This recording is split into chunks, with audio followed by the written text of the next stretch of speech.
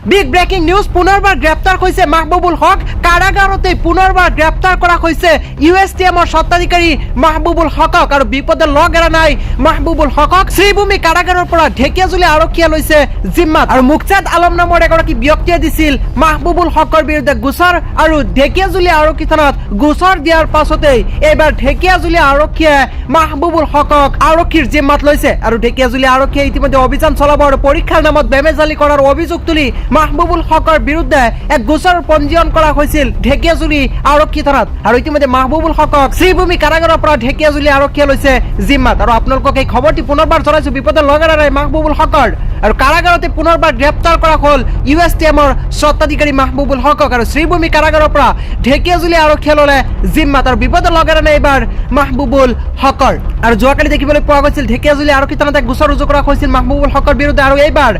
যিহেতু মাহবুবুল হকক আদালতৰ পৰা জামিন দিছিলে দুটাকৈ গোচৰত আৰু দুটাকৈ গোচৰত জামিন দিয়াৰ পাছতো পুনৰবাৰ দেখিবলৈ পোৱা গৈছে আৰক্ষীয়ে অৰ্থাৎ ঢেকিয়াজুলি আৰক্ষীয়ে আন এটা গোচৰত গ্ৰেপ্তাৰ কৰিছে মাহবুবুল হকক